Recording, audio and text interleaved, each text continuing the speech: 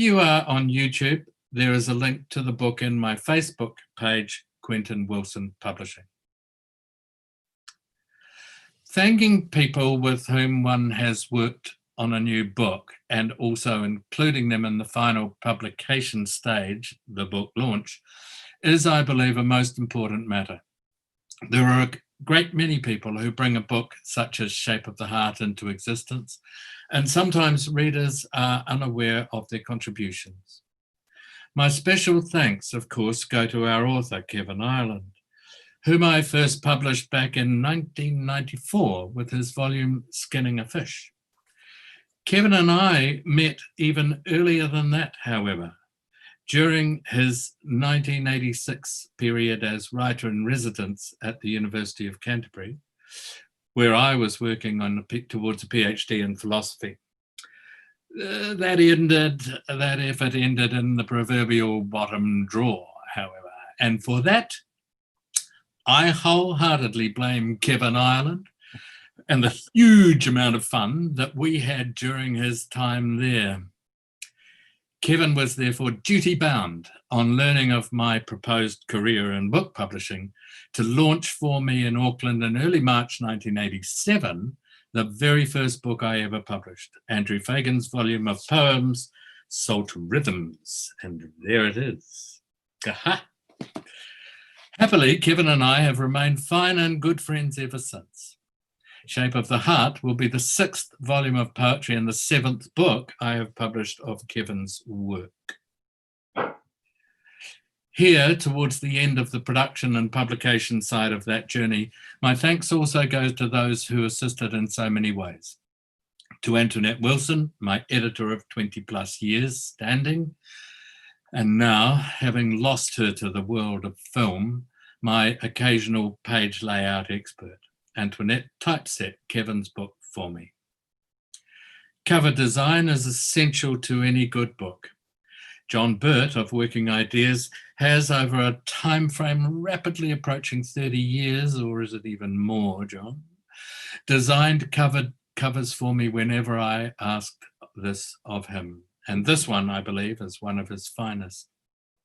My thanks go to my printer of 12 years, Raymond Lin, Vice President of Choice Printing Inc., the largest printer in Taiwan. Oh, you haven't? No, we've not got a link. He hasn't sent anything out. Mute yourself, Kevin. To my book distributor of more than 30 years, Nationwide Book Distributors Limited. To my sales reps, Catherine Doherty in the South Island and Matthew Byrne in the North Island, and the good booksellers everywhere who buy Kevin's book. And that brings me to one of the always difficult tasks that book publishing involves, editing. Good editors are few and far between and are highly skilled at their craft. Some are editors only and some are both editors and publishers. Roger Steele, under the Steele-Roberts imprint, is both of those.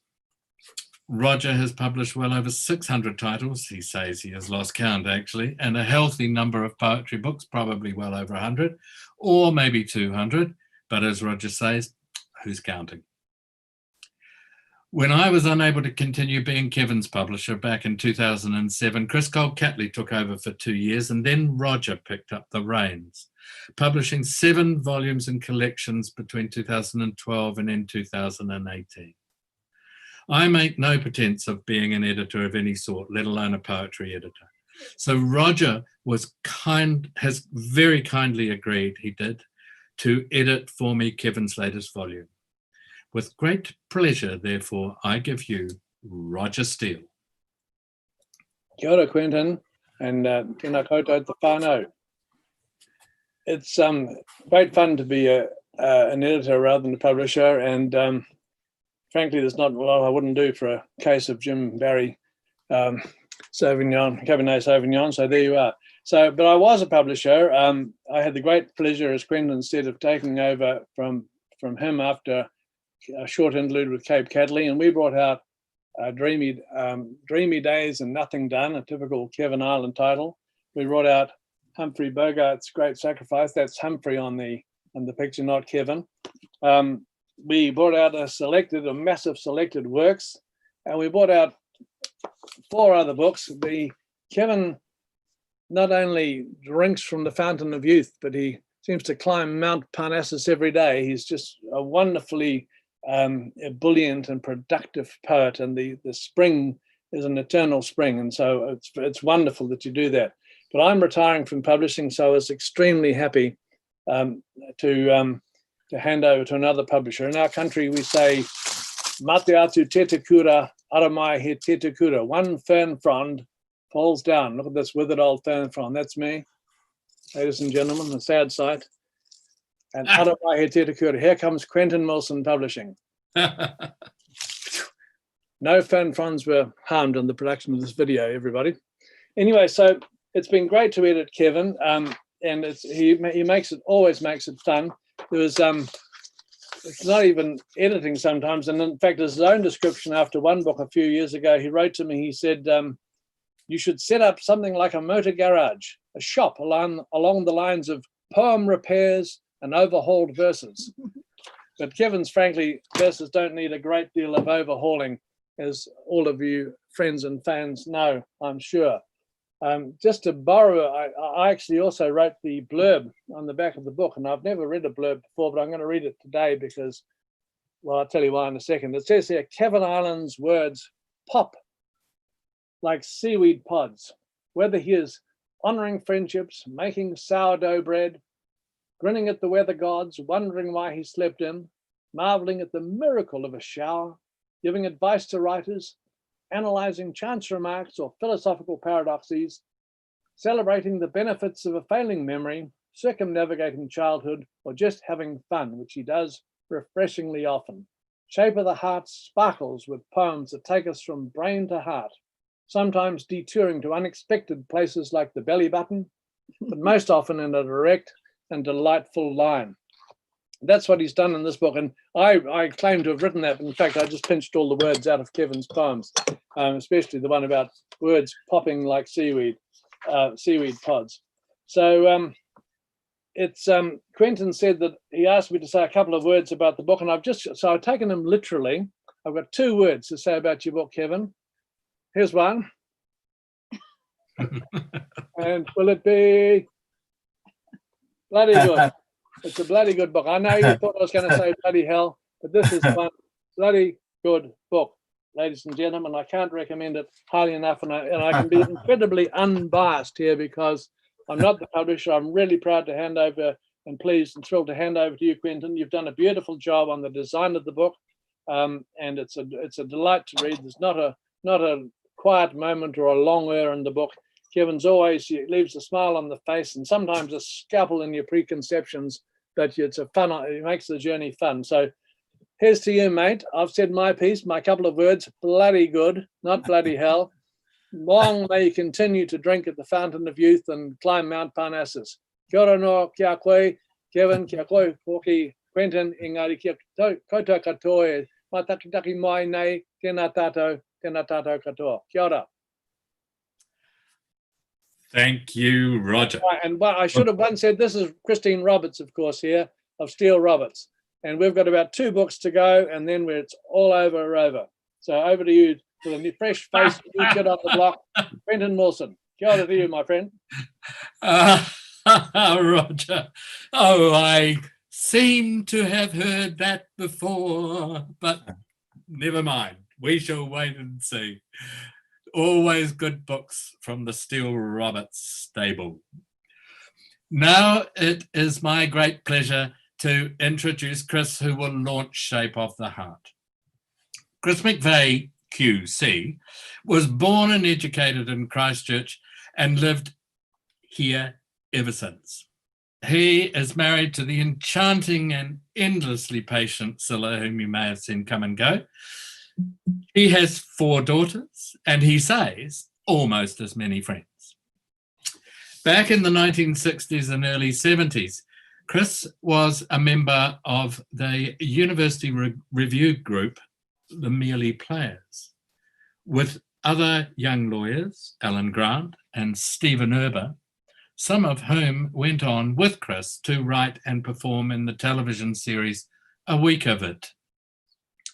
After 3 years of appearing on screen, Chris decided to turn to the theatre of law, where he performed, he says, to mixed reviews ever since. Chris is a Queen's Counsel, but he says that because of the binary sexual implications of that title, he proposes that in future the honorific should be renamed as the Gender Fluid Monarchs Council. That way, he won't have to change QC to KC when Charles ascends the throne.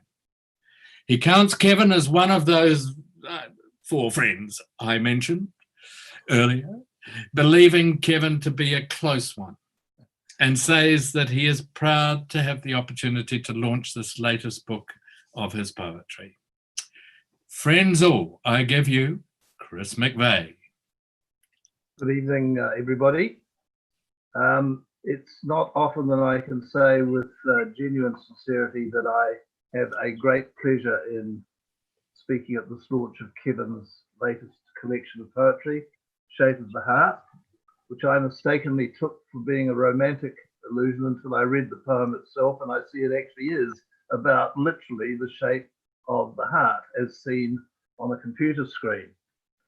This is his 26th book of poems, a remarkable achievement by any measure, and one that works out, if my arithmetic serves me, at approximately 1 publication of his collected verse for every 2.5 years of his adult life. If you add to that the 12 volumes of prose, his memoirs, his other writings, that works out as an extraordinary 1 book every 1.5 years of his adult life. Kevin, to plagiarize Noel Coward, prolific isn't the word.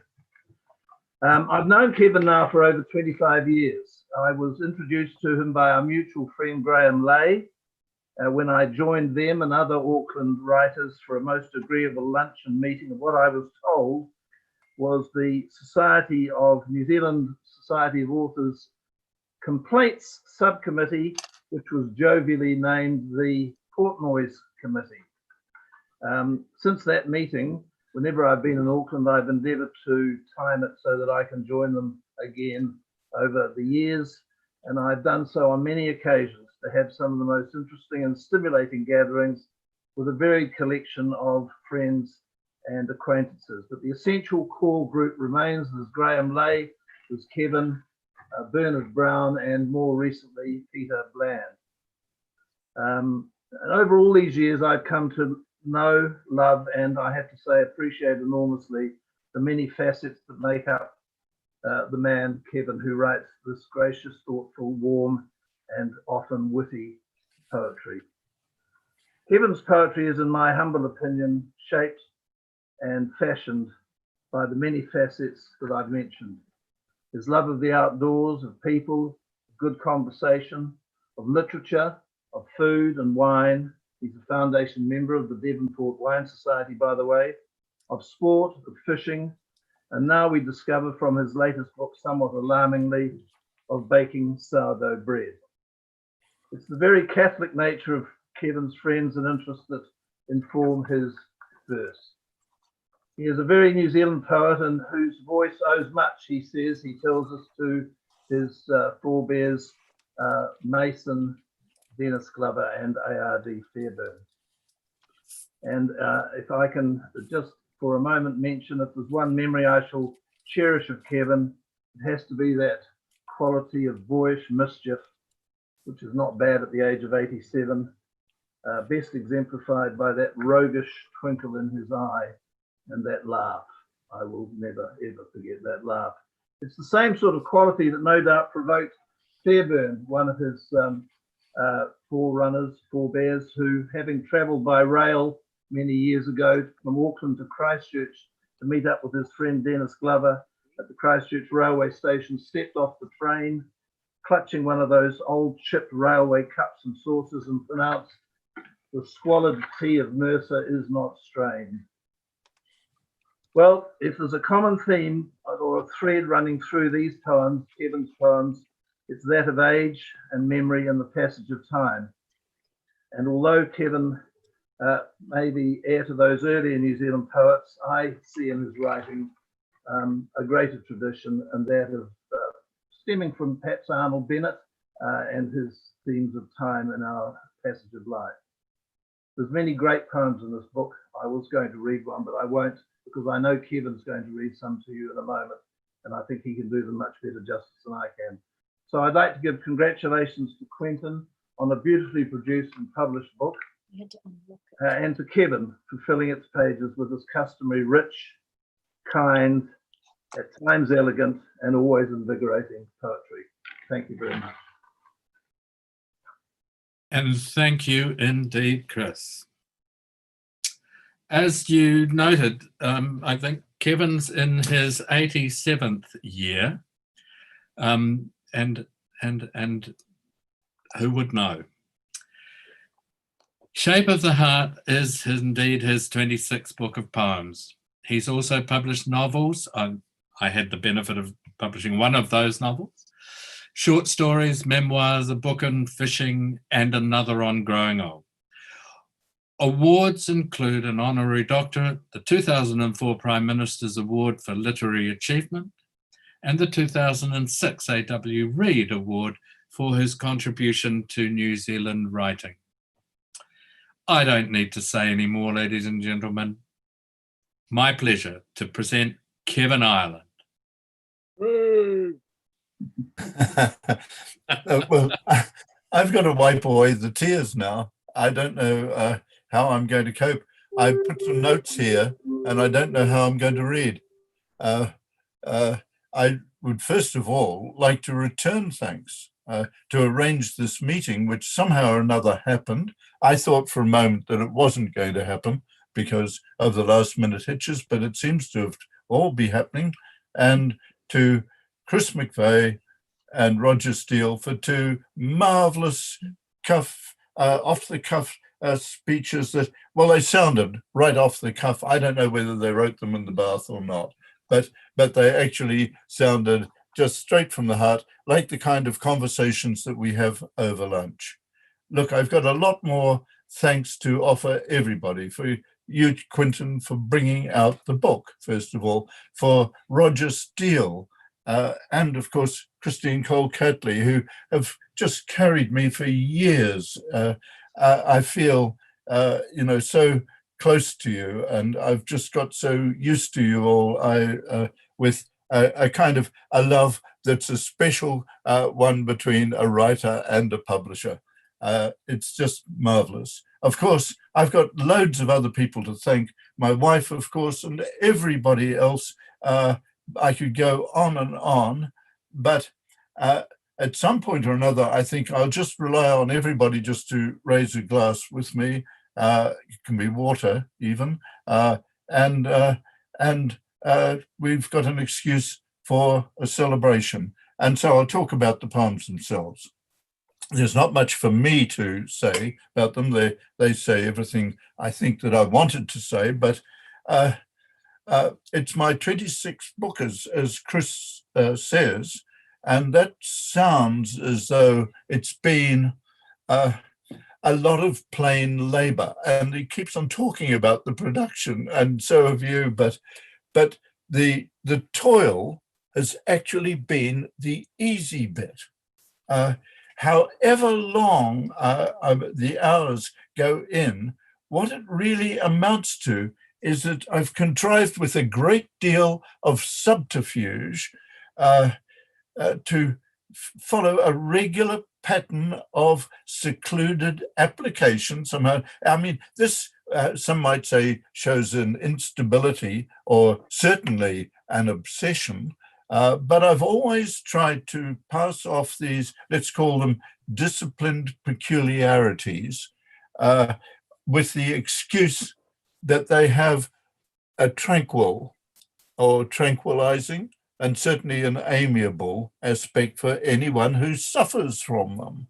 Because I've managed to get away for 70 years sitting at desks out of the rain, and I've been able to compulsively steadily accumulate pages and pages of what looks like hard work. So I've got away with it yet again. It's a brilliant and wonderful thing to be able to say. It has the social advantage also, of course, that I've been kept here on my own quite often, and it's kept me, therefore, off the streets of Devonport or wherever I've been living, and therefore it's made the streets a safer place for all good citizens. And I ought to add that it may inflict horror on everyone here tonight or this evening by the admission that I've already made a vague start on yet another book at 27th. It may never happen. Am I waving my hands too wildly? Yeah, okay. But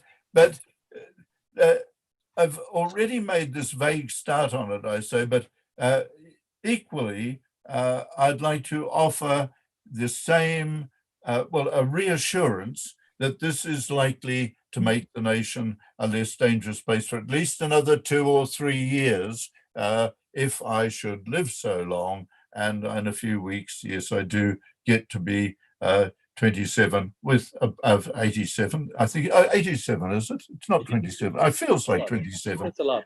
87, if I actually make it. So here are the poems.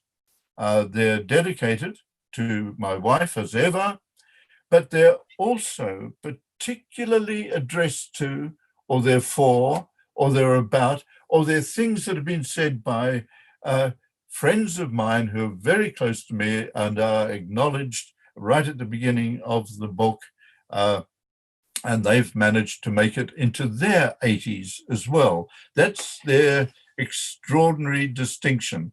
There happen to be 6 of them plus myself, so that's 7 of us, and we've made this achievement, I suppose, through circumstances, accidents, and possibly even by a certain amount of design, as Chris says.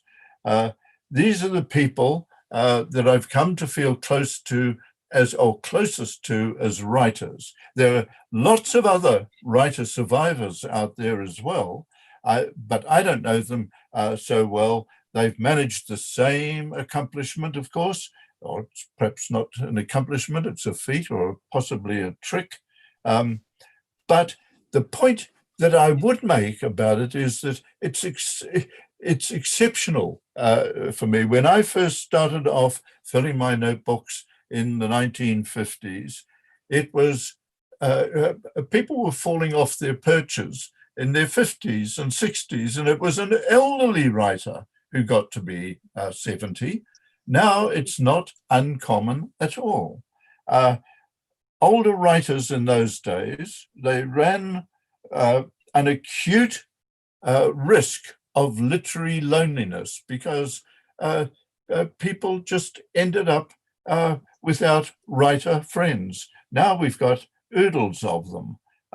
In my lifetime, when I think of poor Catherine Mansfield dying in her 30s and so on, I've watched writers alter their goals from middle distance running and setting their sights on what now is marathons. It's nothing at all to meet a writer in his late or her late 80s or even into their 90s now.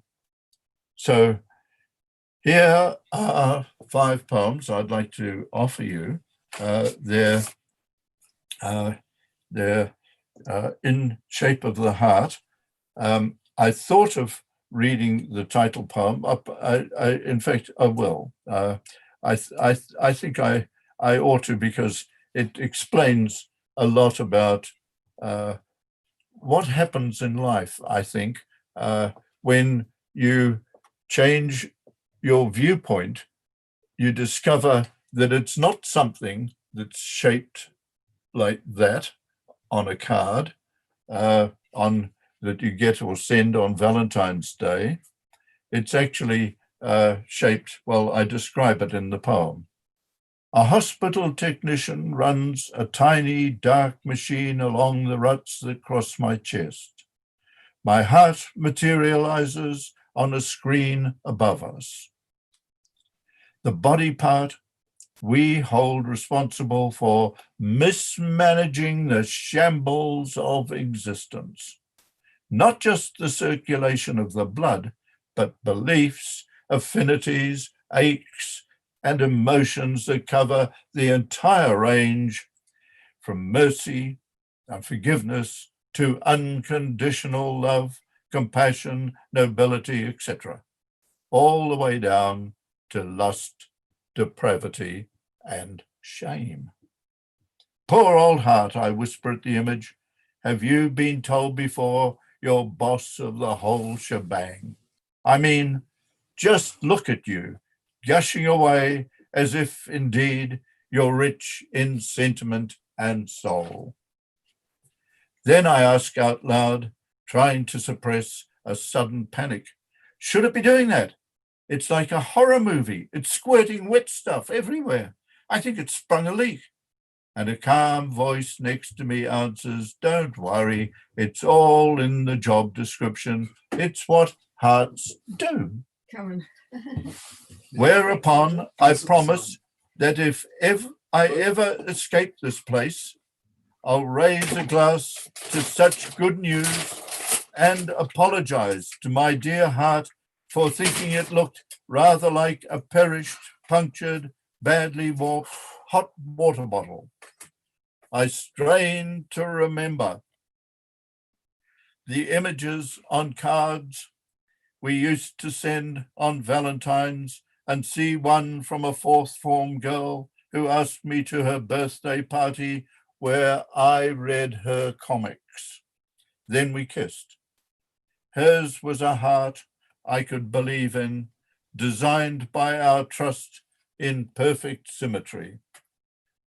Now, I'd like to go straight from there to one for Fleur Adcock. I actually, I've just got to have a look at where yes, I've got that done here.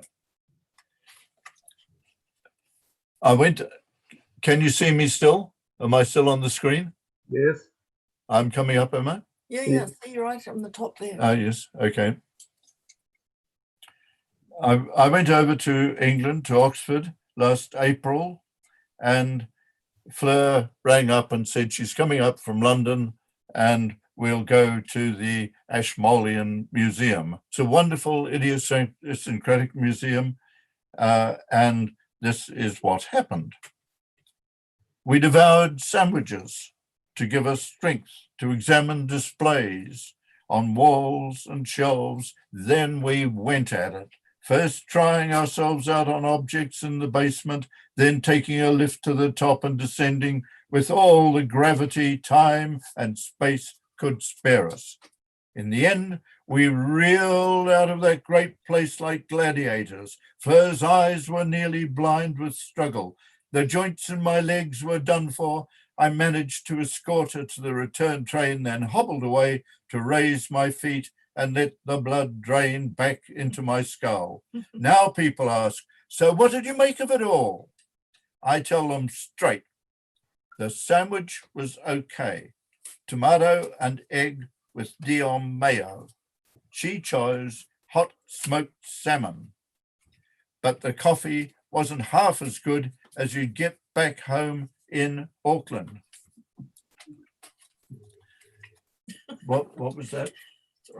I'm being passed a note. I think requests might be coming in, but I'd very much like to read one for a dear old friend. And I did say that these poems are really about old friends and things they've said and done and intersections with them. This is Lunch with Colin. Colin's a New Zealand doctor living in London.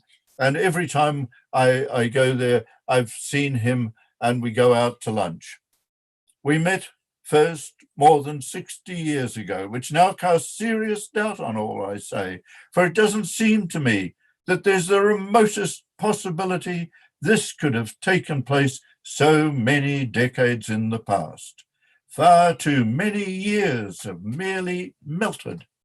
I recall you going to work in a part of Africa that became a war zone, but after a while, somehow you were ringing up again, then off you went once more, and the next thing I recall is seeing you in bed in a hospital. There's no direct connection, but that's exactly how the past presents itself, rich in episodes stitched seamlessly together. Each memory rolls along like a non-stop movie, during which we briefly star, then nod off into intermissions that never need explaining. Anyway, here we are at lunch again. The same old chat continues. I hope our film will happily suggest we go on meeting all our years remaining. And I'd like to follow that actually with a poem that I've at last written Morris G. Now, I sent the poem to Morris, and he said, do you know, that's not only the first that you've written me, but it's the first that anyone sent me. So here it is, and it's also got that same sort of filmic thing about it. You'd start to feel a bit like a kind of film extra sometimes in your memories. I don't know why I haven't sent you a poem before, Moss. So here goes. This one's for you at last, in hearts with knobs on. I remember talking in Te-Atatu at times, then Chelsea, or maybe it was somewhere else. But anyway, it's there forever, as though it's set in concrete. And unforgettably, of course, we bought 2 tickets to that bloody awful bullfight. Also a solid fragment of a recollection long since overlaid, and it must have been in Spain. Then there are bits of this and that in places where both of us had background parts, as though we'd happened to be hired as extras for the day. That's the kindest trick of faulty memory. If we can recall our ever-ready whatsoevers and whatevers with a retrospective grin, things must have turned out right. And one of the excuses about being both a reader and a writer is that you can't avoid mixing up your words and meanings with the contrivances of plot.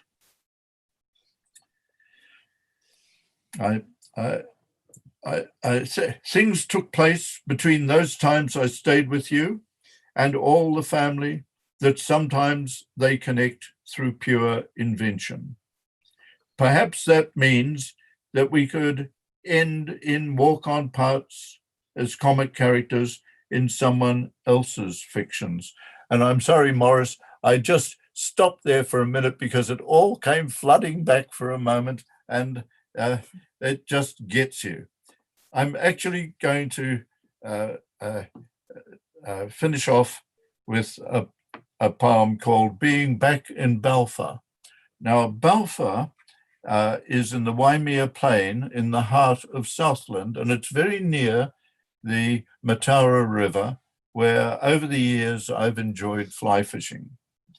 Now, it's dedicated to Dave, John, Dougal, Terry, Ray, and Greg, who look after me in various ways whenever I still go down to Balfour fly fishing. Or that's the excuse.